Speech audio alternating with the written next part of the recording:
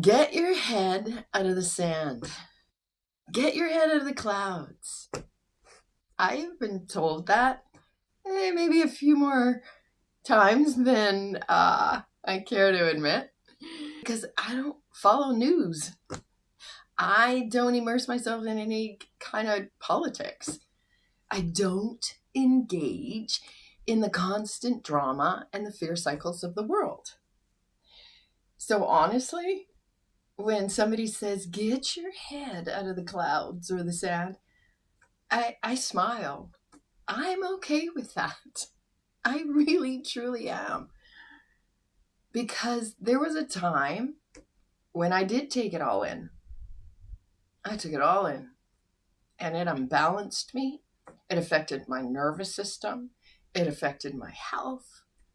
It affected my peace. So I don't even know how many years ago now it was, but I made a conscious decision, a choice, one that puts me into a spiritual mindset to stay informed when I need to be. If something truly matters, I have my people, my friends, my family who will tell me, listen, I think you need to hear about this because I know you don't watch the news. And when they do, I will pause. I will look into it. I will discern how I feel.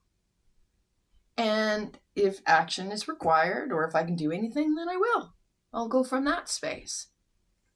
So this is me choosing consciously a life of quiet reflection, one of intuition, one of discernment, one that's full of spiritual practices.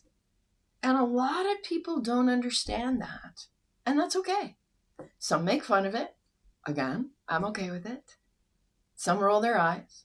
Again, I'm okay with it. I know many admire it from afar. Some will say nothing at all. But I'll see it in their eyes. I'll see that doubt in their eyes, or that, they can't believe it. And I also see awe. And it's all okay. Because through the years, I've come to see the world differently. I feel it differently. So through my own seeking of deeper truths, of awareness, of healing, I experience not a world dominated by fear and doom and chaos, but I feel and experience a world that is more peaceful and loving. Now, I'm very aware that the fear energies exist. I'm very aware that there is chaos everywhere out in the world. But I just see way too many people feeding into it. And you know what I want to say? Very kindly and lovingly, I want to say, get your head out of the chaos. There's a better way. You don't have to keep your head in the midst of all the drama and the fear and the stress and the chaos. Get your head out of the chaos. Stop feeding the fear. Stop letting panic lead your thoughts or the doom. Stop outsourcing your peace. Instead, come to presence. Come into the present moment. Let go of the past. Forgive. Forgive yourself. Forgive others. Start questioning all of the conditioning of the world and of your upbringing. Like, question it. Some stuff, sure, believe it if it feels right. But other things is like, if you've ever really questioned maybe something from your upbringing or the world, and if you're all caught up in the fear and the doom and the chaos of it, you won't question it. And it's time to question it. Open your mind. Open our hearts. Breathe a little deeper. Feel into it. And I know that can be uncomfortable. Try it. It'll allow you to love more deeply. It'll allow you to communicate more with integrity and kindness. Let yourself sit in stillness. And I know, again, for many that's uncomfortable, especially when all of your thoughts have been around doom and fear and chaos. It's like, why do I want to sit in silence, and bring more attention to that? But when you do start to sit in silence, when you do breathe a little deeper, when you allow yourself to ground into this now moment and become present, you can then shift your awareness so you can notice what is beautiful and right in the world or in your life. You can shift into gratitude. Be grateful for what you have. You begin to notice more about the people in your life. You can love them deeper. You can tell them that you love them and appreciate them. And again, forgiveness. You know what? Holding on to grudges is where we give our power away. If I'm holding on to a grudge to someone, that's affecting me and my health, not theirs. So forgive yourself for holding the grudge for so long. Forgive others. It doesn't mean what they did was okay in any way, shape, or form. But as long as you hold a grudge, they hold all the power over you. Don't give them that much power anymore. Forgive. Take your power back.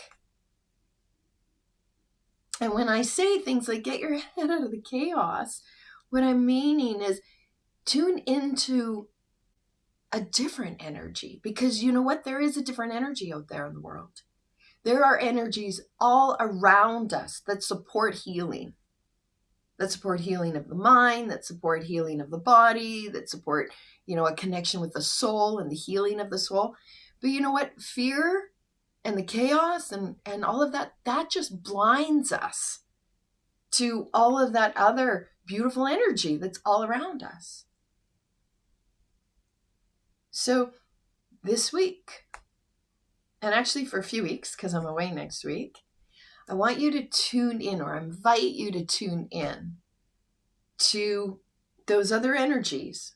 So that means you got to be more present. You got to breathe a little deeper, ground yourself so you can come out of that fearful mind. So that means just get your head out of the chaos. Become more present to a quieter, calmer, more loving, kinder energy, because it exists everywhere. It is. If you want to find the fear, you can find it really easily. But if you want to find that more loving, calmer, quieter energy, you can also find that. It's beyond the panic. It's beyond the fear and the doom. It's there. Just where are you going to put your attention? And this is like, it starts to shift the mindset. Deal with life obstacles and challenges from more of a soul perspective, more from that spiritual mindset. How do we do that? Well, we begin to start to look at, okay, I'm a soul having a human experience. My soul came here to experience this life. So when there's challenges and obstacles, that means there's something I can learn from this. And if I don't learn it, it's just going to keep happening. But if I go, oh, wait, this is happening for me because my human came here to learn something. So, the Course in Miracles has, I can't remember the exact quote, but healing happens when we stop looking at something as being a curse and then look at it as a blessing. And I know that's tough if you're dealing with an illness or, insurmountable challenges. But that little shift from it being a curse to a blessing, and everything will start to change. So tune into the energies all around us that support that healing of the mind and the body and the soul. Fear blinds us to that. So that's what this week is all about. become more present, become more aware, become quieter, be in stillness. And from there, you can start to be a little kinder to yourself and maybe to others.